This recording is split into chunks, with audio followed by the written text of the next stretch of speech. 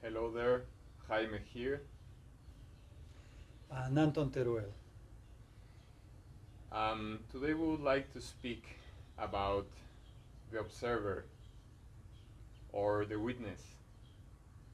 The observer, which is the consciousness that's behind all of our experience, all of the time.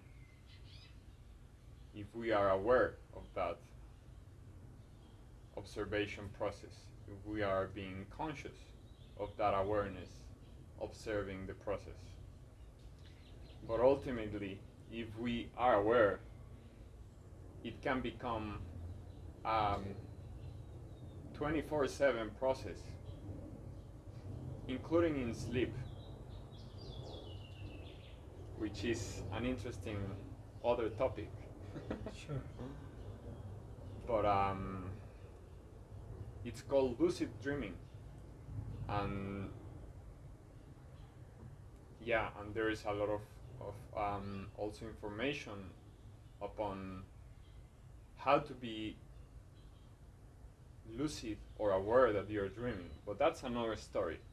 That's something that that that is different. Well, part of the same, but it's not precisely what we would like to speak today.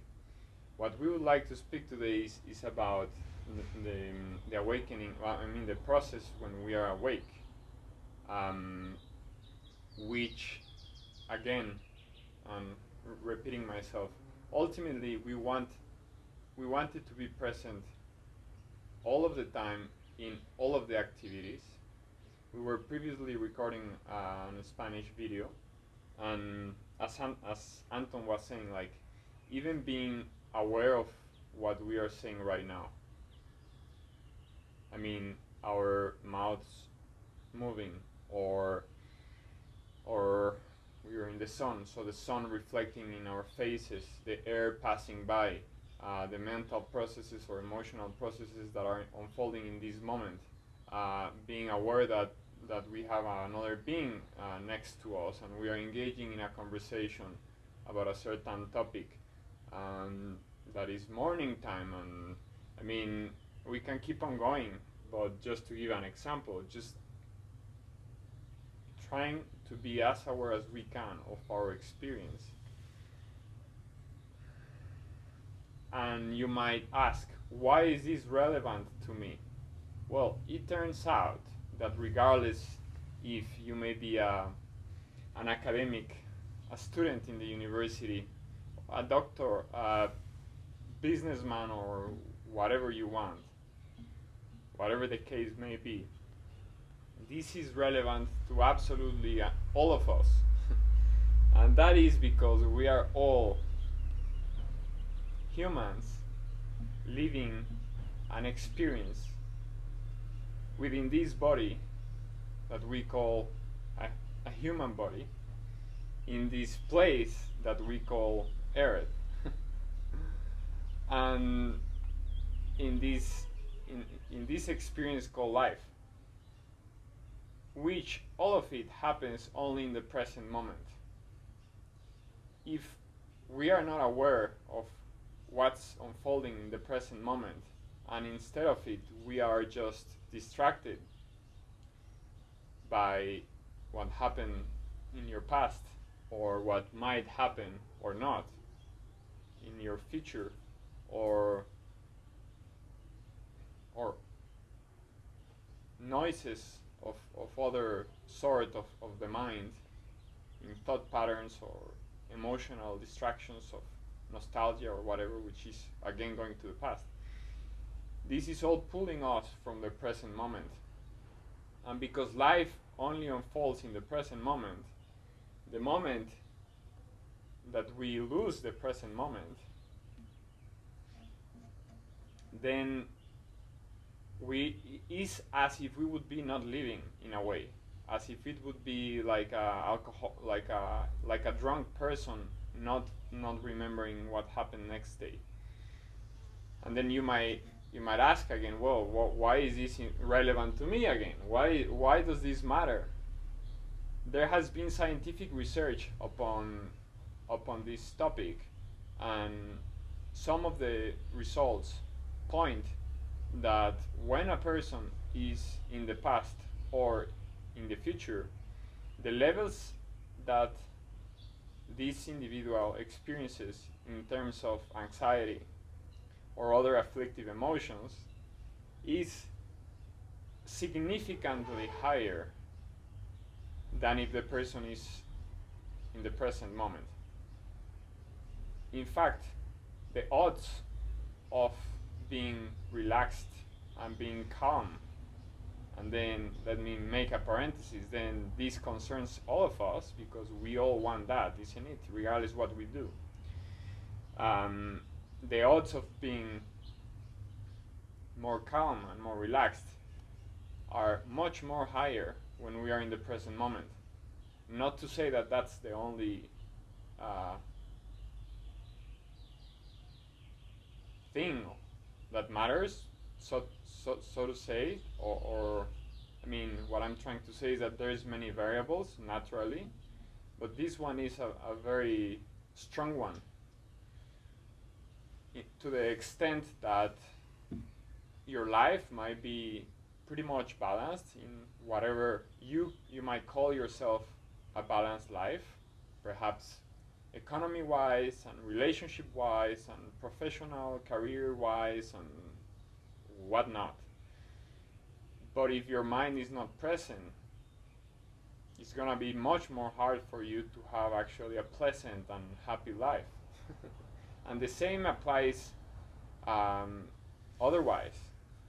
If your life might be with so much obstacles and challenges in right now circumstances, but you are able to be fully present to what's unfolding right now, even if that's certain emotions that are difficult to handle, that might arise out of these external circumstances, just to follow with that example, it's much more likely that you are able to remain grounded and remain stable regardless of certain stimuli that are challenging you in that moment of your life. So bottom line, this is an invitation from us, whether you are a practitioner or not, to keep in mind the importance of developing attention, your attention, and attention to the present moment, developing awareness of the only reality that exists, which is here and now. For that we have to work it, but we can talk about it a little bit later. What do you think, Anton? Well, I think at the end, the most important is to know that the meaning of life can just Be perceived. be perceived by the witness of yourself. If you can develop this kind of look, the look of seeing yourself in every action, in the most particular and more simple action, like to sit here, to talk, to watch the sky, anything can be the path for this kind of look, the look of yourself, the possibility of knowing that you are living just in this present moment. If you are always in mind, if you are always in your thoughts, the only thing you are losing, the only thing is life. And I suppose you are alive because you have to know why you are alive. The meaning of life must be descubierto, ¿cómo se discovered. discovered by you, not by anyone else or anything else. You have to discover yourself. You have to awake by yourself. Nobody can awake you. You have to awake by yourself. But this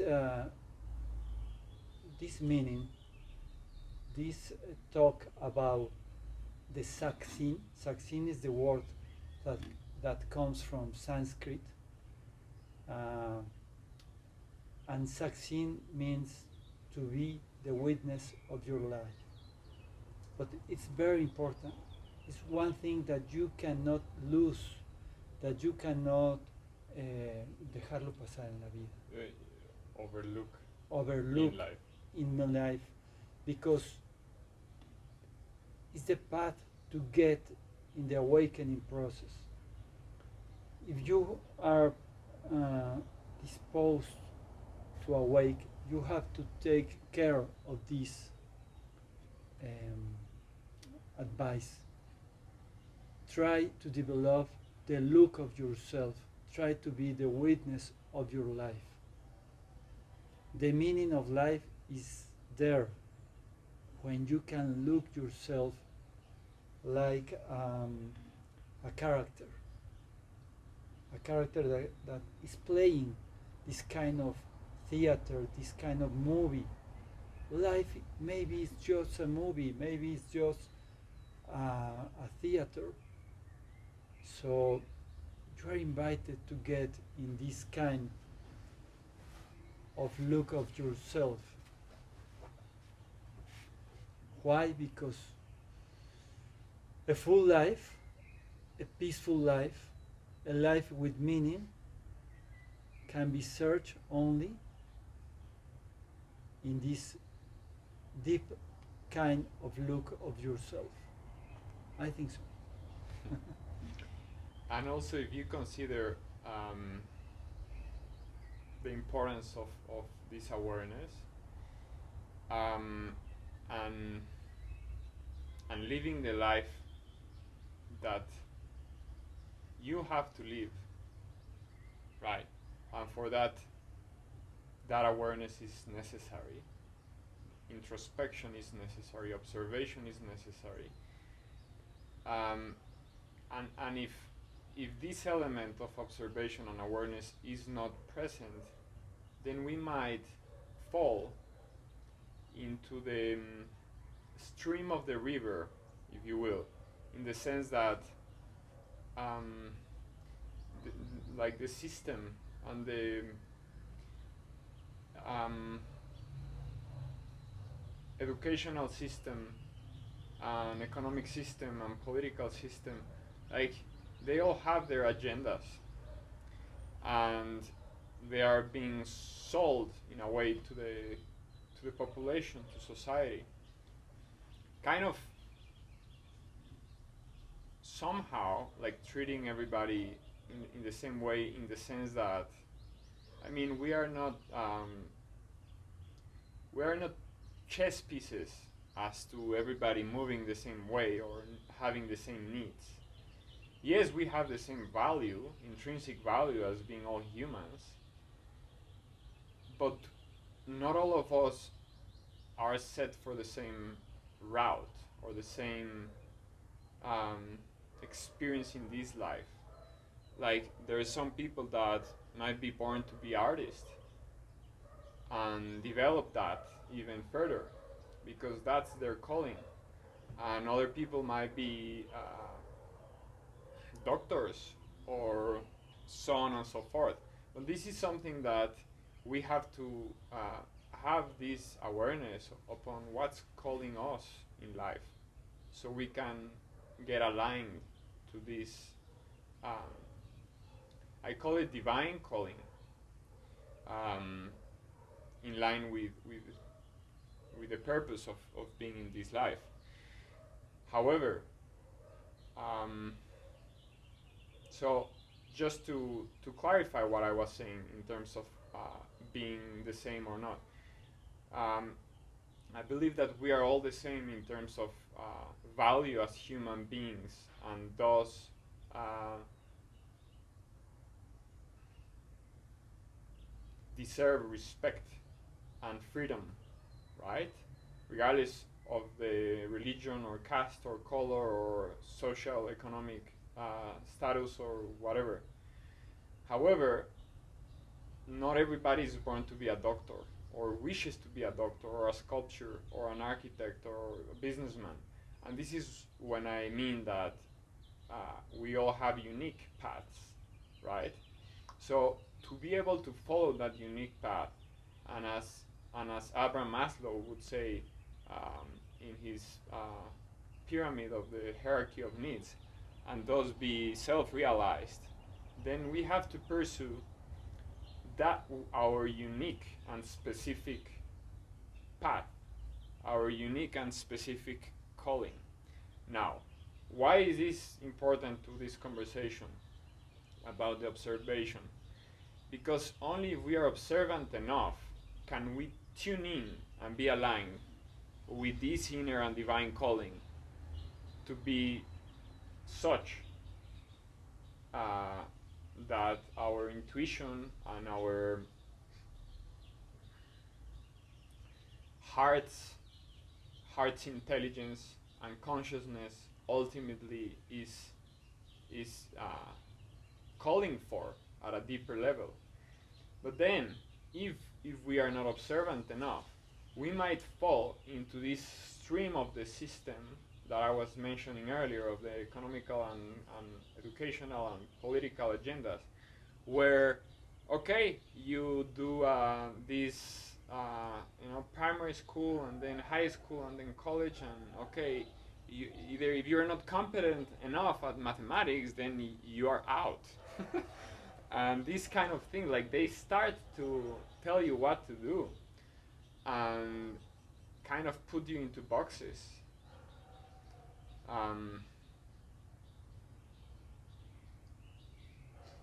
So, yeah, I was trying to remember an example of Einstein, but maybe for some other time.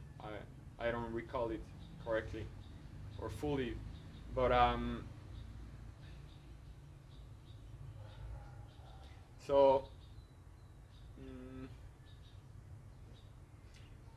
we can see that this stream has a powerful inertia, powerful momentum, and this comes also because there is a lot of programming in society out of these systems and their systems agendas, and families, and maybe your father was a businessman and his father was a businessman, and there is a family company and they want you to be the next head of the company, but you don't want to do that. So if you're not attentive enough, you might just end up doing that role which was set for you by your family's line. Who cares about that? We care about being self-realized, not about satisfying the family business lineage. Why is that important? But if we are not observant enough, then the how do you say, the pull or the strength of that like familiar belief or whatever line might be so strong that you will end up there unless you are aware enough of what's going on and you actually choose your own path. And this applies to whatever you want, to doctors, in families, or even if it's not linear as your family, but the system, like, okay, you want to be a businessman or a lawyer or this or that. Yeah, but what if I want to be a musician? What's the line there? Like these are things that ultimately we have to tune in with ourselves to be able to follow that. Don't you think? Yes, I think you can stop playing the rules you don't want to play anymore. But you have to be very honest with yourself, because it's very easy to stay living in automatic. ¿Cómo se diría? Un rol automático. See, in an automatic role. in an automatic role. You have to stop. You have to see yourself. You have to be honest with you. Life goes very, very fast. Someday you will see the end of your life, and maybe then you ask yourself, why I didn't make that change? Why I didn't take care of myself? Why everything was so important? Everybody was so important. The opinion of others were so important. To be aware is a very practice position in life, Practical. practical position in life, because it's not a kind of spiritual thing there in the sky or something else. It's a very practical thing. Why? Because when you awake, you start living. Suddenly you discover that being aware is to be alive, the real life, because the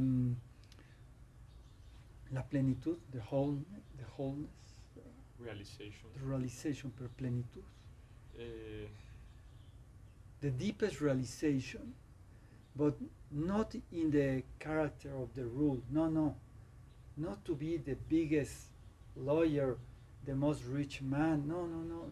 I think the most inner realization in yourself starts when you are honest with yourself, when you see what really makes you feel enthusiastic enthusiastic for life, something that is meaning for you.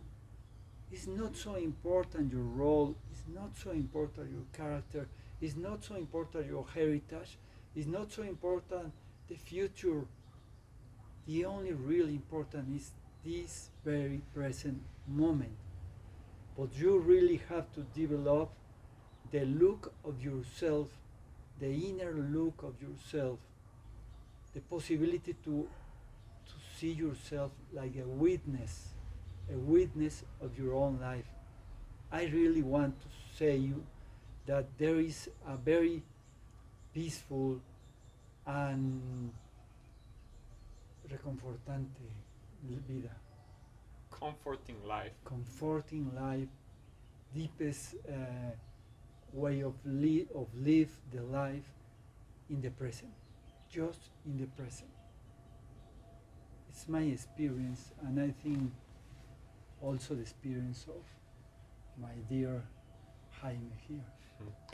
And also, I think that it's useful to bring about another topic to the table, which is hand to hand to this one. And this is the topic of death. So, we all have this conception, I think, or many of us, that okay, we are young or we are middle aged or whatever. We still have a few decades to live. We might live until 75, 80, 90, 100 or plus if we're lucky. If you want to live that long. Thus lucky. But if that's really the case, that's not for granted. I would like to live more than 100 years. But I might die this afternoon. It's crazy. There's many reasons how you can die. You might slide and hit in your head and ciao, or you might cross the street and you didn't see a car and it hits you and he was distracted. And we can bring endless possibilities. We might just die any moment. So, to combine the previous conversation, do we want to wait who knows how long to living a life not present, thus not enjoying it as much, because you cannot enjoy if you're not present, and also following what I was mentioning about the not following your unique path. Do we want to live a life doing something that we are careless about, and it doesn't really fulfills us? It might be fulfilling your father or grandfather or your whoever you want to name, but not yourself, if that's the case. Do we want that, knowing that, yeah, even if you retired at your 40 years old because you made a lot of money and then you decide or plan to live the next 40 years of your life in abundance, millionaire, wherever you want, well, that might not happen. Maybe this, if you're 30 years old, to use that example, maybe you intend to use these 10 years to do money, but you die in 6 months or in 5 years, and you just sacrifice your little life, your short life, for the sake of a future that you thought was gonna arise and come at some point, but it didn't. Now, I'm not saying don't, not suggesting or that don't have goals or projections or plans, or that's not what I'm proposing here. In fact, it is pretty intelligent to do have a route of direction upon your life and what you want to achieve and what's important for you, and for that you need projection and strategy and etc. But there is a huge difference upon the two things here, which might seem contradictory, but they're not. One is following your path and the other one is not. So you want to plan, great, because we might live 80 years or 100, so great to have some projection and some strategy and some planning and some goal setting, and so you actually walk towards that realization of that deep calling of yours, that intuitive calling, that divine calling. Great if that's the case. However, what I'm saying is that if it's not your path and you're just following it and thinking that tomorrow is gonna get better, you might get retired, then that's the big thing, because life might surprise you.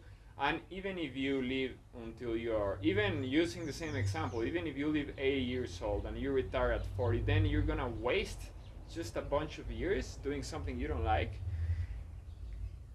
I deeply believe that if we are aligned to our divine calling, that we are really aligned with our intuition and what we are here to do, then the universe will provide what's necessary for you to keep walking. If you take a look at nature, nature is provided for. The animals, they are provided for. Nobody comes and spoon feed them, but they are provided. They have their bodies.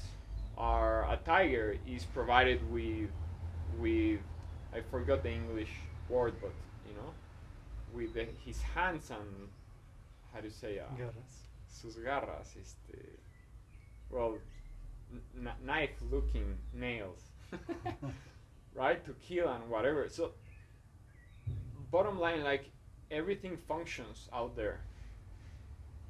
We are also part of nature. We are not separate from nature. This is a misunderstanding. This is a separation from our minds, a fragmentation from our own psychologies. We are one with nature. We are one with the universe. We are part of it. We are an expression of it. So in the same line that the universe and life provides for nature, it also provides for us. We just have to allow the process to unfold. But if our minds, our rational minds, our egos get in the way, then we are not allowing that nourishment to go through. And then we might end up working 16 hours in something we don't like because that's the only way to get enough to pay your bills, for instance. But I truly believe that if we are courageous enough and we are strong enough and tenacious and put the work, because it's not only following, but it's actually, I mean, following your call, but it's actually doing the work to follow that. So paying the price, in other words, and sticking to it. Um, like if you want to be a musician and that's your calling, then actually do music and make music and practice lots of hours, because if you want to live from music, that's the only way. But I do believe that if we have the capacity and the tenacity to stick to it, then the universe will help us to get provided for.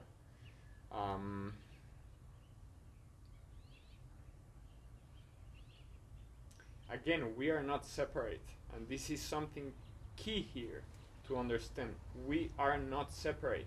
Neither the Earth is separate from the solar system, neither the solar system from the Milky Way galaxy, near the Milky Way galaxy from the other 2 trillion galaxies, according to Bruce Lipton and his research.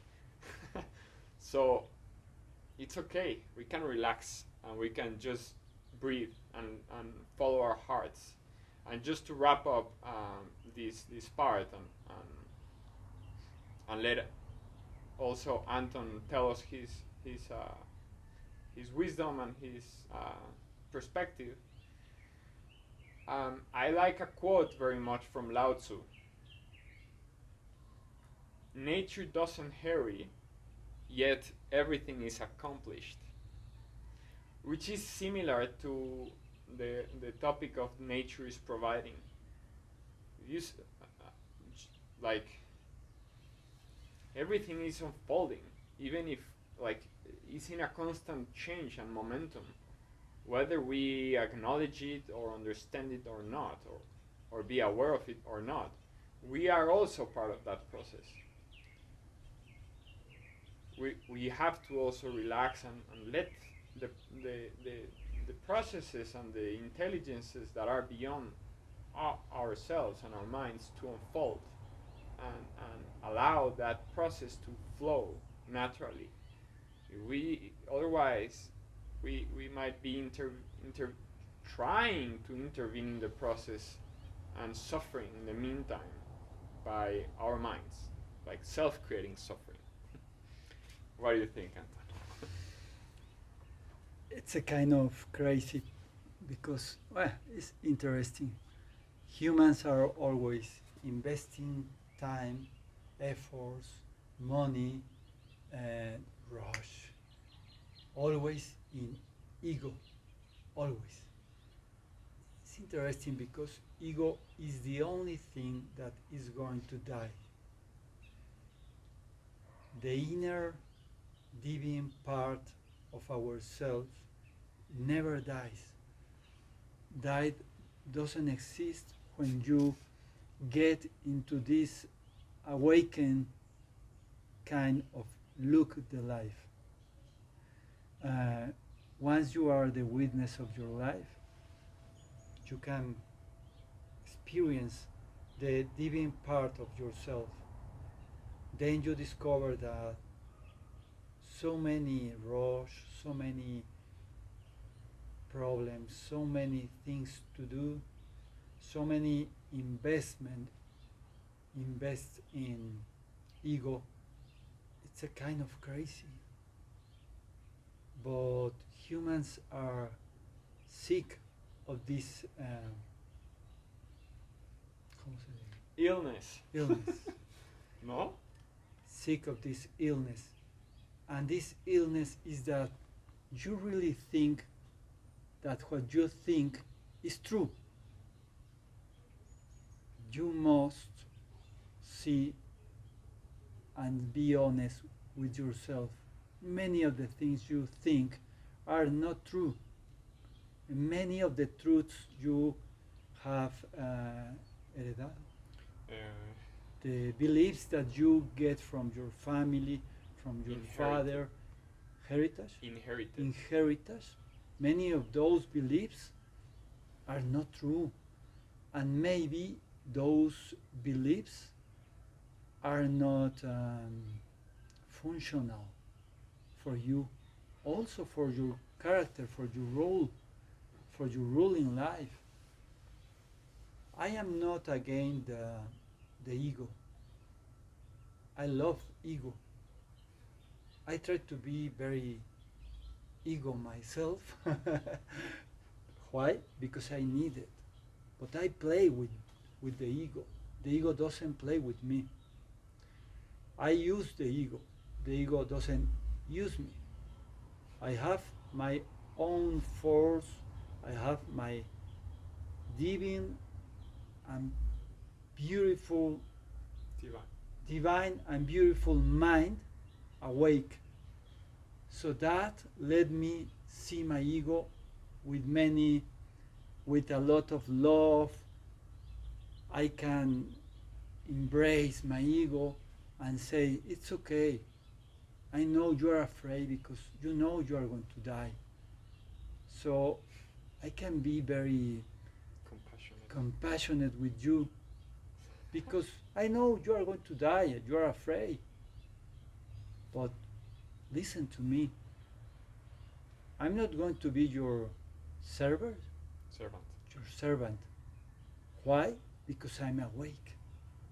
Now I know that you, ego, live from my energy, the energy of the presence, the eternal energy. It's okay, you can live from me, from this energy. It's okay. But don't try to Rule or over. joke with me.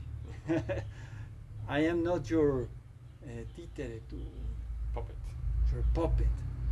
So it's beautiful when you can play with your ego, and it's beautiful when you have the courage to awake and to be present in life, because you can conserve the ego, but you can be alive, because life is only in this very present moment. So ego, okay, you need the past, you need the future, okay, take and believe in your thoughts. But remember, I am the awakening divine being. So I am going to be watching at you always, every instant. So you cannot play, you cannot joke with me, with me. Now to round what Anton just said, that I think is very very useful and important, very practical in this society that is, or at least Westerner modern society, which is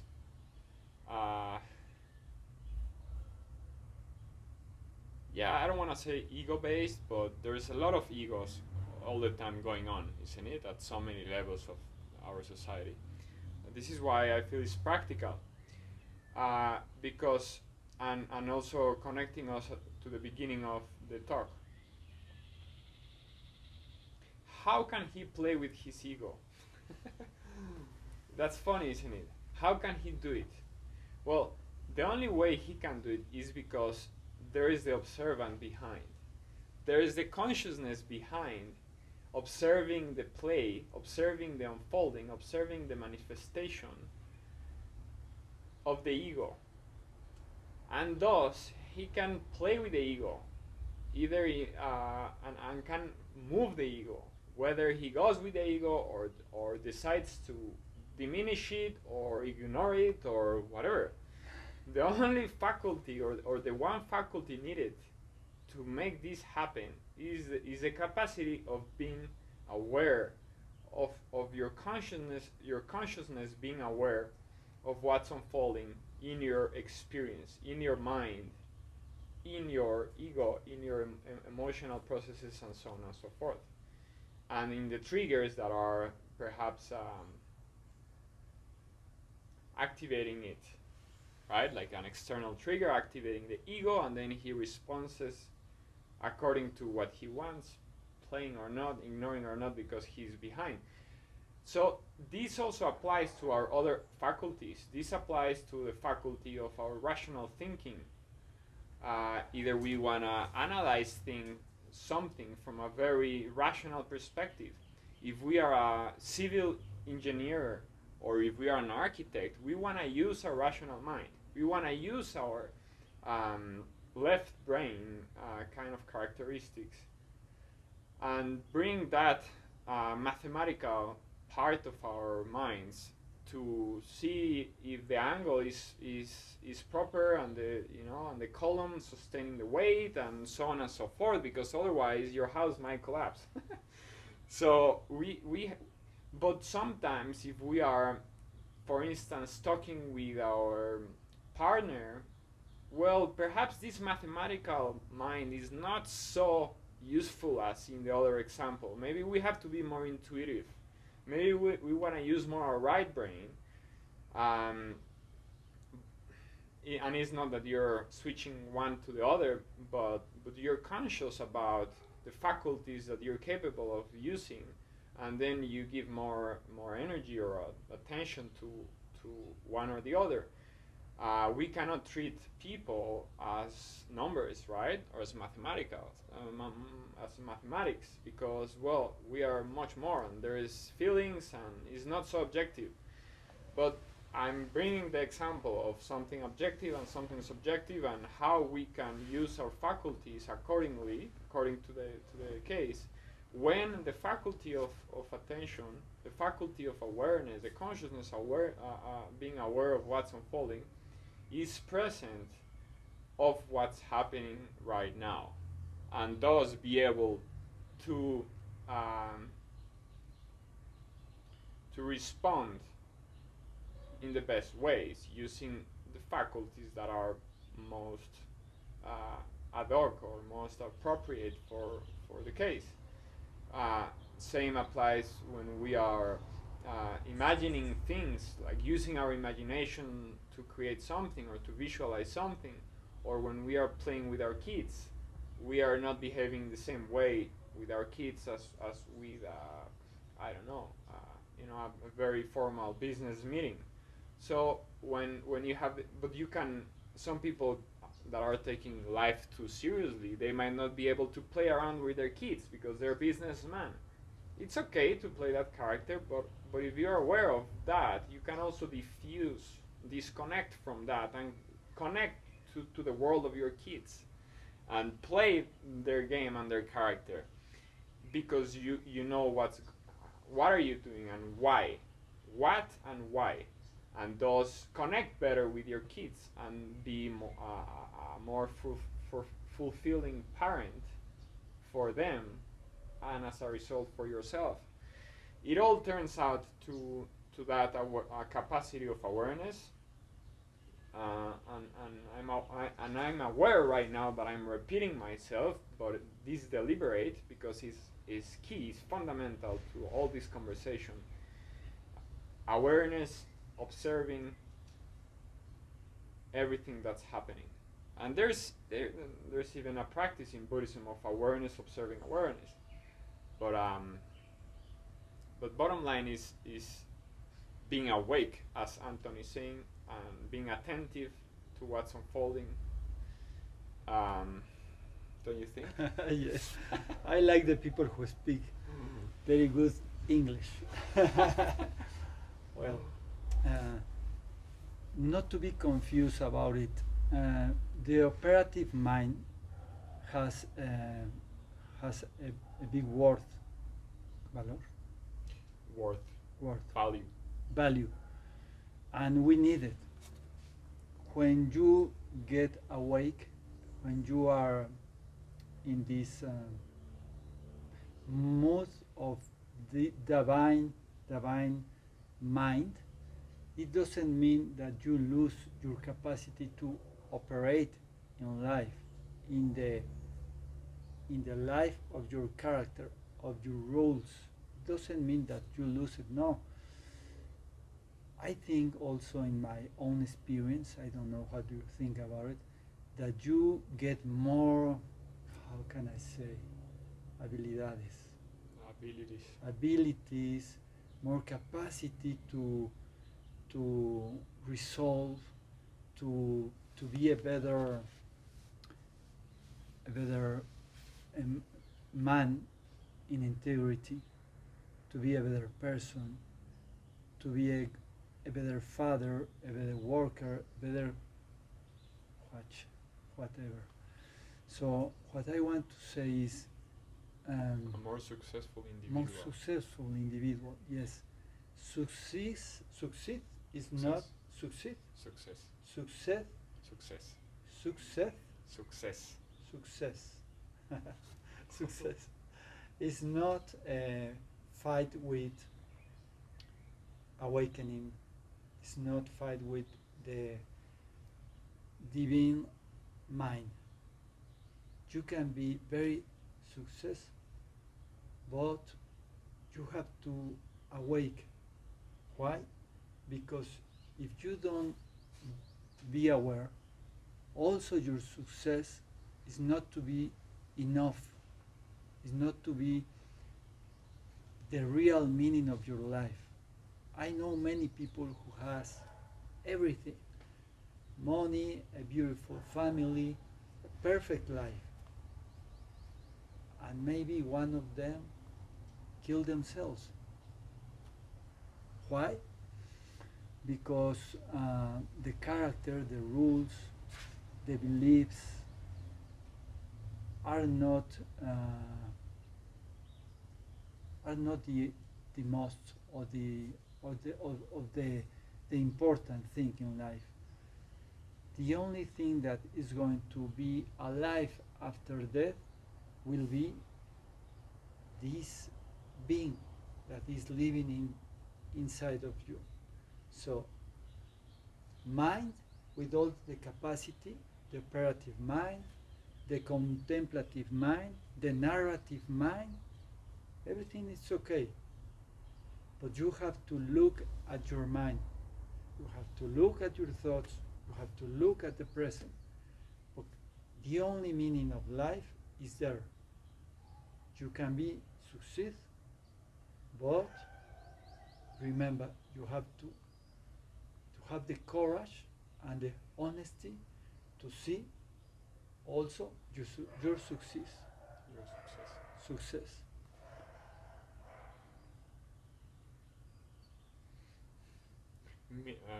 ¿A qué te refieres con la última parte?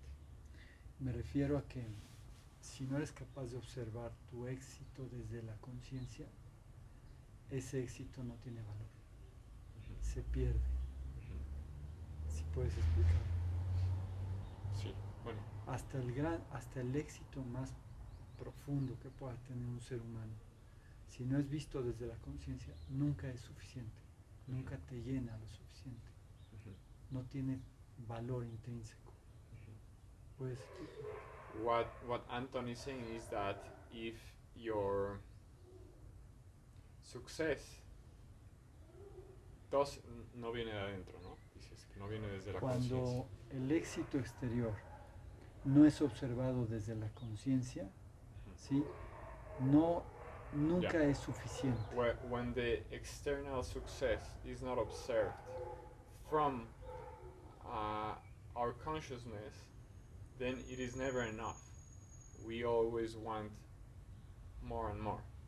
No satisface. It doesn't satisfy us. So you get in a rush, always you are going for more and more and more. Why? You have everything, you have a perfect life, but why he's always looking for more? Because he is not looking at himself since the consciousness. Yeah, and I think that is also, uh, pero para acabarle de redondear Sí, la idea, sí, dime. con qué, si la conciencia está observando, Ujú. o sea, ¿por qué dices que eso ya va a ser suficiente? O sea, si estás coleccionando coches, Ujú. Ferrari si quieres, Ujú. aunque la conciencia esté observando, eso no te va a llenar. No, cuando la conciencia está observando, el poseer El tener como tipo 8, 100 Rolls Royce para la conciencia está teniendo un sentido y un valor. No necesito adquirir más. Si llegan, está bien. Por lo pronto, la conciencia, cuando observa al individuo en su rol de individuo y va viendo las ganancias que tiene el individuo jugando ese rol, pero es la misma conciencia del individuo que se observa a sí mismo, su sentido de juego tiene valor. Cuando te pierdes de la conciencia, pierdes el sentido del valor del personaje y por lo tanto nunca nada es suficiente. Necesito no 2 coches sino 3, no una mujer sino 2.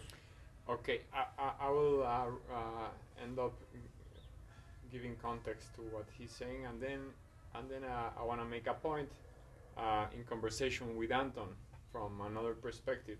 Yeah, he's saying that like if you are abundant externally, to give an example, and the consciousness is not aware of that, then it's not gonna fulfill you. Abundance is not enough. Abundance won't be enough. That's correct. Sure. Now, what I want to reply back, see Anton's perspective is, from my perspective, even if consciousness is aware of having external abundance, even if consciousness is aware, so it won't be enough. Why? Because it's empty, if you will, like external abundance doesn't have the capacity to satisfy us, right? And we can even extend those to more specific scenarios, to where the external doesn't only imply and include material objects such as cars or houses or whatever, but even things outside ourselves that are infinite times more valuable than that, such as a family. What I think is that even that cannot satisfy us by itself. The only and true way that we can get self-realized and actualized and really satisfied is if internally we are cultivating our faculties of the mind, our faculties of our consciousness, and the faculties of our hearts, such as compassion, and there's techniques for that, and developing our minds. I mean, it's a more subtle, a more in-depth conversation, but to summarize it, going to the point, if we have everything outside and we have not cultivated anything inside, as ignoring what's going on inside ourselves and our minds and hearts and psychology, etc., what's outside, even if it's something as valuable as a family, won't be enough to satisfy us. And so, one, it'll be nice to have your point of view on that, and to continue your example.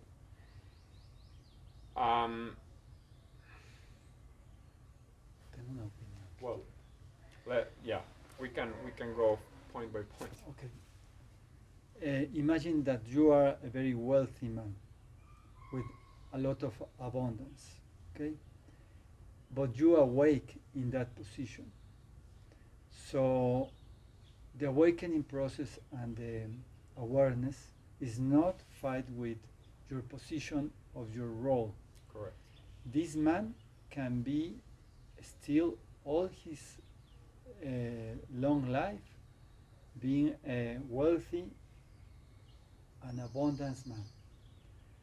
But when he starts to to see himself by the consciousness, Mhm. he start to understand the meaning of his Mhm. Role. role, Role. the Uh-huh. meaning of his role. Uh-huh. So he start playing the role of the wealthy and abundance man since the look of the awareness.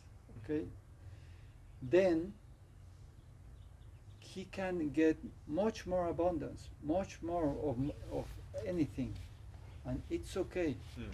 He can, he doesn't have to renunciar, Renunciate. renunciate to his role. No, Yeah.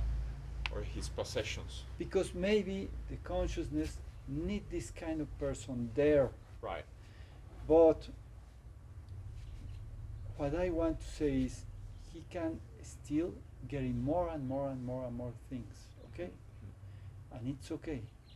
No fight with Mm. awareness. Mhm. Maybe awareness say, I need you to continue doing that because doing this role, you can do a lot of things for the awakening of others. Right. Okay, Mhm. so when Mm. you are not awake and you are in that position, in the position of a very wealthy and abundance man, you are going to find that life has no meaning, Right. that your role has no sense. Right. So then is when you are start fighting with Reality. your reality every day. Okay, so lo que yo quería decir es esto precisamente. Mhm. Se enriquece el personaje Mhm. cuando se despierta la conciencia. Right. Y entonces toma sentido aún lo más extravagante y más materialista. Toma sentido porque para la conciencia es valorado. Right. Yes. What he was saying earlier is not precisely what I understood. Now that he explained it in other words and in Spanish, but it's something um, right on to the point and very useful. He's saying that, like, mm, well, using the same example, if you have a very wealthy man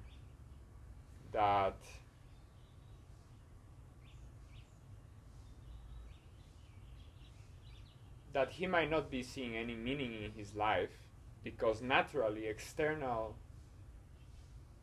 things and what can be bought by wealth, nothing wrong with them, but they just won't satisfy you at the core level, at the deepest level. It's just um, if you I don't know, if you have an apple that will nourish us, right? And then you have a figure made of wood, and you paint it like an apple, and it looks like an apple, and it won't nourish you. It doesn't have the capacity to nourish you. Period. We can discuss however much we want about it. The fake apple won't nourish us. It cannot. The real apple can. So material possessions are like the fake apple. If we want to be nourished internally at a genuine happiness level, it doesn't have the capacity. Period. But what he's saying is that for that wealthy man, life might be meaningless, right? Because all this money and then what? However, what he's saying that if consciousness is awakened in that individual, in that businessman or that whatever millionaire, then even though you might want to um, say or perceive or pinpoint this character as a very mundane individual because his life is around all these possessions and whatever, his business, if you will, whatever. then even such a character, even such an individual in this mundane status, if you want, uh, can become highly realized, completely realized as anybody else, right? And can find so much meaning in his or her life and do wonderful things for him and for humanity with his life, and in fact represent much more, I mean, value that many other people cannot contribute, because money can be a great help, a great tool. He might change the lives of millions by doing so because he has in that capacity. So the point here is that consciousness, the divine consciousness, is using us as expressions of it, playing different roles. So nothing bad to be a wealthy millionaire. The point being made here by Anton is the need, the necessity, the value behind being awakened. Because then it's a whole other story, a whole other conversation when you have this wealthy millionaire being awakened. Why am I in such a place? Mm-hmm. Why am I surrounded by millions? Why am I to do here, right? What is my role here? Yeah. How much can I personally use? It's nonsense to think that it's only for ourselves or our families. What is my role to play being in this character of a very, very wealthy person? And then very interesting things can happen externally and as a result for yourself. As His Holiness the Dalai Lama has said, like, even the very selfish ones, if they're intelligently selfish, they will look for the benefit of others.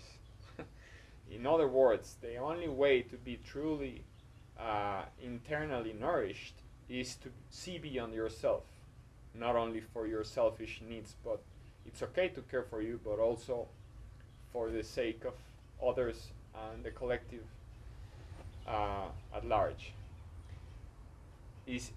Is what you were trying to say accurate? Yes. And at the end, also the fear is a sirviente servant of the love. Right. Okay? So this wealthy man at the end can be so happy, so peaceful, so realized, like the poorest people, like anybody else. And I say that because most of the people think that this model of the wealthy and abundance man is the end, is what I have to get. But maybe this person, once that has everything, is searching what else. No, there is no more above me. So, if this person can awake, will be a really una joya. A gem. A gem. For society. For society, right. Yes. Because society needs to know that there is not una meta. A material goal. You mean? Como una meta, un fin. A goal, an end. There is not an end. To what? There is not an end to be realized. To be realized, there is only the present moment. And present moment is for everybody, okay? The poorest, the black or the white, for everybody, the present moment is the real treasure. Mm-hmm. Right. Is there anything else you would like to add? It's enough. Thank you so much for your attention, and we'll see you next video. See you.